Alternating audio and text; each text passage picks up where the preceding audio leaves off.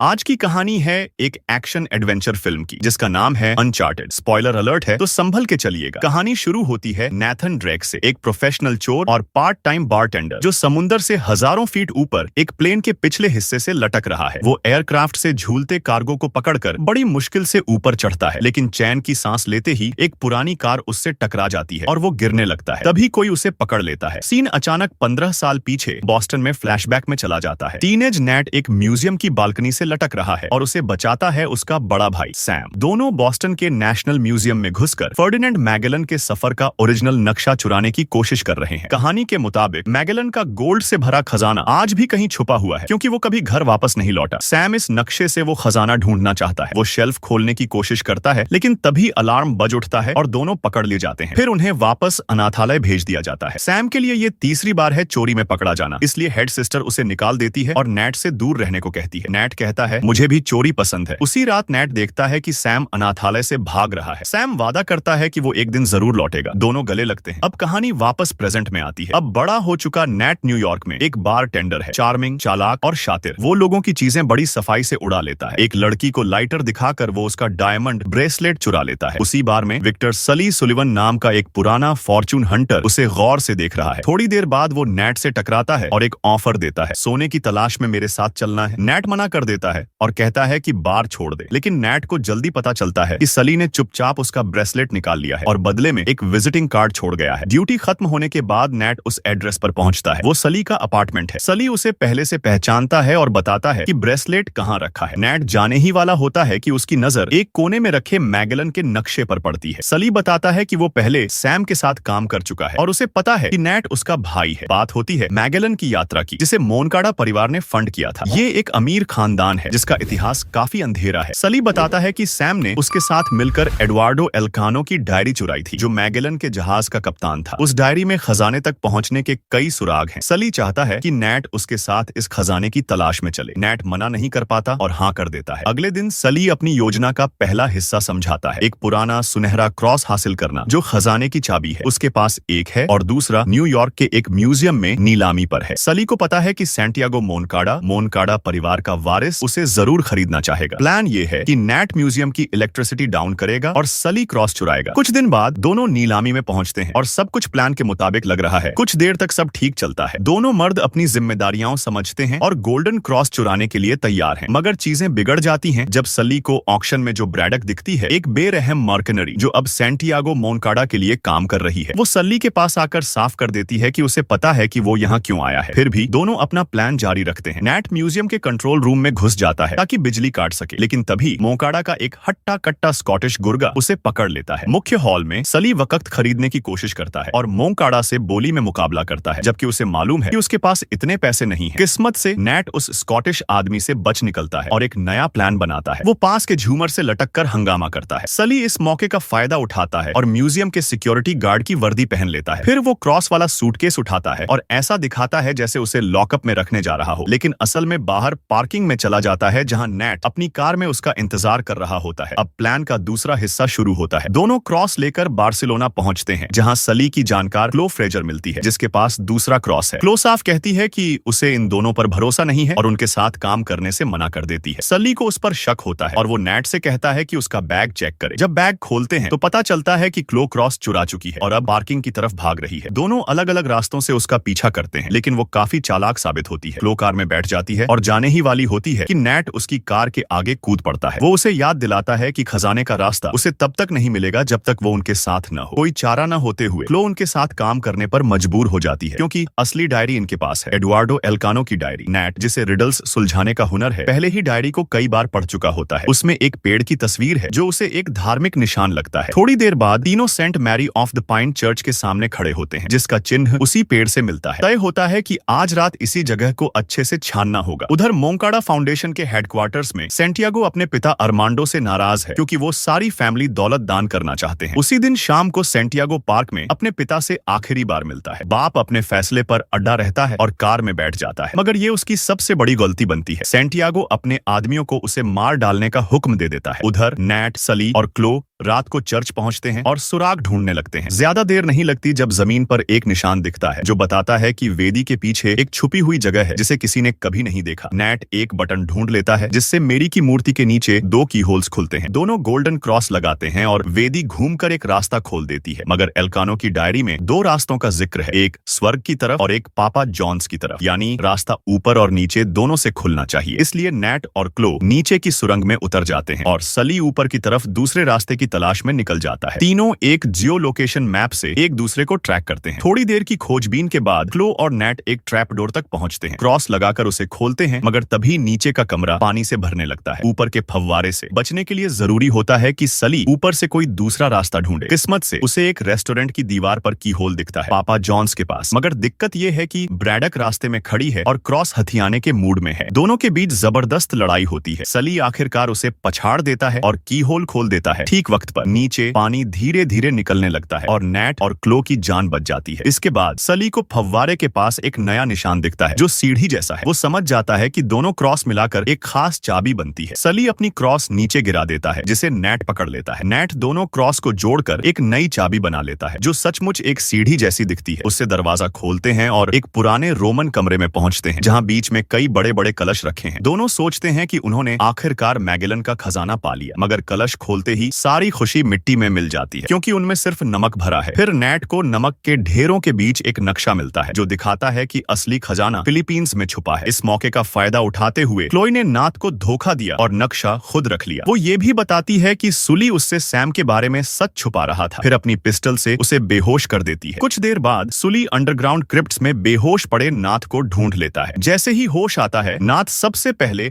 अपने भाई के बारे में पूछता है। अब सुली के पास कोई और चारा नहीं बचता और वो आखिरकार सच्चाई बता देता है। 1 साल पहले सैन सेबास्टियन नाम की जगह पर सैम और वो ब्रैडॉक के हमले का शिकार हुए थे। ब्रैडॉक ने गोलियां चलाई और सुली को अपनी जान बचाने के लिए भागना पड़ा। उसे लगा सैम मारा गया। नाथ इस खुलासे से टूट जाता है। वहीं दूसरी तरफ एक बड़ा ट्विस्ट सामने आता है। सैंटियागो खुद क्लोई को अपनी टीम में शामिल कर चुका था। जल्द ही क्लोई नक्शा लेकर मोनकाडा फाउंडेशन के हेडक्वार्टर्स पहुंचती है। सैंटियागो फिर अपने क्रू के साथ फिलीपींस जाने की तैयारी करता है जिसमें ब्रैडॉक और क्लोई दोनों शामिल हैं। अगले दिन नाथ और सुली एयरपोर्ट पर उनके क्रू का पीछा करते हैं। सैंटियागो अपने पसंदीदा लाल मर्सिडीज समेत ढेर सारे सामान और लोगों को फिलीपींस भेज रहा होता है। इस बीच दोनों एक मौका देखकर चुपचाप कार की डिक्की में घुस जाते हैं। थोड़ी देर बाद प्लेन बार्सिलोना से उड़ान भरता है और मोनकाडा अपने क्रू को इकट्ठा कर भाषण देता है। वो कहता है कि मैजेलन के क्रू ने उसके परिवार के साथ धोखा किया था। जब वो खुद की तारीफों में मशगूल होता है, तभी ब्रैडॉक अचानक उसका गला रेत देती है। पता चलता है कि ब्रैडॉक और उसके गुर्गे महीनों से ये प्लान बना रहे थे। वो सैंटियागो के रिसोर्सेज से खजाना ढूंढकर पूरा माल खुद रखने वाले थे। लेकिन ब्रैडॉक को 2 बातें नजर नहीं आती। पहली, क्लोई चुपचाप निकलकर सैंटियागो की मर्सिडीज में छिप जाती है। दूसरी, सुली और नाथ डिक्की से बाहर आकर उनके पूरे प्लान को फेल करने की तैयारी में लग जाते हैं। ब्रैडॉक के लोग जब क्लोई को ढूंढ रहे होते हैं, उसी दौरान नाथ और सुली नक्शा हासिल कर लेते हैं। फिर नाथ कार्गो चूट्स खोल देता है जिससे भारी सामान के बॉक्स प्लेन से बाहर उड़ने लगते हैं। ब्रैडॉक का प्लान पूरी तरह नाकाम हो जाता है और सुली पैराशूट से सही सलामत कूद जाता है। नाथ अब भी एक कार्गो से लटका होता है और यहीं फिल्म की शुरुआत वाला सीन दोबारा आता है। वो जैसे तैसे खुद को बचाता है। एक पल को राहत मिलती है, लेकिन तभी मर्सिडीज उस पर गिर जाती है। अब कार, नाथ और क्लोई तीनों तेजी से समुद्र की ओर गिर रहे होते हैं। खुशकिस्मती से वो दोनों समय रहते कार को कंट्रोल कर लेते हैं और एक कार्गो बॉक्स से चिपक कर उसका पैराशूट खींचते हैं। धीरे धीरे उनकी रफ्तार कम होती है और कुछ देर बाद वो समुद्र में उतर जाते हैं। फिर तैरते हुए पास के एक फिलिपिनो आइलैंड पर पहुंचते हैं। रात में वो एक रिजॉर्ट में रूम बुक करते हैं और नक्शे को समझने की कोशिश करते हैं। कई घंटे लगते हैं, लेकिन खजाने की सही लोकेशन का कोई सुराग नहीं मिलता। थकी हुई क्लोई सोने चली जाती है और नाथ अब अकेला रह जाता है। वो सैम का एक पोस्ट कार्ड उठाता है और उसके नीचे आग लगाता है। पोस्ट कार्ड पर एक छुपा हुआ मैसेज उभरता है, चाबियों को कंपास की तरह इस्तेमाल करना है। फिर वो 2 गोल्डन क्रॉस लेकर उन्हें दिशा में घुमाकर असली लोकेशन ढूंढ लेता है। किसी को पीछे न लगने देने के लिए नकली कोऑर्डिनेट्स एक कागज पर लिखकर मेज पर छोड़ देता है। सुबह होते ही क्लोई वो नोट पढ़ती है और अकेले निकल जाती है। जब नाथ उठता है तो उसे पूरा यकीन होता है कि उसकी चाल काम कर गई। अब वो स्पीड बोट लेकर लोकेशन की तरफ निकलता है, लेकिन ब्रैडॉक जो पास के ही आइलैंड पर होती है उसे देख लेती है। कुछ समय बाद नाथ एक गुफा में पहुंचता है जहां 2 पुराने स्पेनिश जहाज फंसे होते हैं। वो इस खोज की कामयाबी पर खुद को गर्व से देख ही रहा होता है। तभी सुली भी वहां पहुंच जाता है। निकला कि उस ट्रैकर की मदद से वो लोकेशन ट्रेस कर सका जो उन्होंने कुछ दिन पहले एक्टिव किया था। दोनों जहाज के अंदर जाते हैं जहां लकड़ी के बक्सों में ढेर सारा सोना छिपा होता है, लेकिन ये खुशी ज्यादा देर टिकती नहीं। ब्रैडॉक अपने लोगों के साथ वहां पहुंच जाती है। नाथ और सुली खजाने बचाने को समेटने में लगे होते हैं, तभी ब्रैडॉक बड़ा फैसला लेती है। वो 2 हेलीकॉप्टर्स बुलवाकर पूरे जहाजों को ही गुफा से निकालने का ऑर्डर देती है, क्योंकि खुद जहाज भी अरबों की कीमत के होते हैं। अब सुली के पास कोई और रास्ता नहीं बचता। वो एक हेलीकॉप्टर पर चढ़कर ब्रैडॉक के लोगों को बेहोश कर देता है। ब्रैडॉक उसे देख लेती है और अपने लोगों को हमला करने का हुक्म देती है। सुली जहाज को चट्टानों से बचाने की कोशिश करता है, लेकिन अब दोनों की हालत खराब है। दुश्मनों की संख्या कहीं ज्यादा है। सुली चालाकी से दूसरे हेलीकॉप्टर को एक चट्टान की तरफ मोड़ देता है, जिससे दूसरा जहाज चकनाचूर हो जाता है। आधा सोना खो देने के बाद ब्रैडॉक खुद नाथ को मारने की कोशिश करती है। नाथ खतरा भांपकर जहाज से हेलीकॉप्टर की तरफ चढ़ने लगता है, लेकिन ब्रैडॉक उसके पैर पकड़ लेती है। सुली ये सब देख रहा होता है। अब उसे फैसला लेना होता है कि नाथ को बचाए या वो सोने का बैग लेकर भाग जाए जो उसने पहले ही छिपा लिया था। आखिरकार वो बैग ब्रैडॉक की तरफ फेंक देता है, जिससे वो समुद्र में गिर जाती है। फिर वो नाथ को ऊपर खींच लेता है। दूसरा जहाज ब्रैडॉक पर गिरता है और उसे कुचल देता है। फिलीपीन कोस्ट गार्ड पास आ रही होती है और नाथ और सुली वहां से उड़ान भरते हैं। नाथ बताता है कि उसने कुछ सोने की ईंटें और जेवर अपनी जेब में छिपा लिए थे। जब दोनों जश्न मना रहे होते हैं, तभी दूर स्पीड बोट पर क्लोई दिखती है, जो नकली कोऑर्डिनेट्स की ओर जा रही होती है। फिल्म खत्म होने से पहले आखिरी सीन एक जेल में कट होता है, जहां सैम अब भी जिंदा है और नाथ को एक और पोस्ट कार्ड लिख रहा होता है।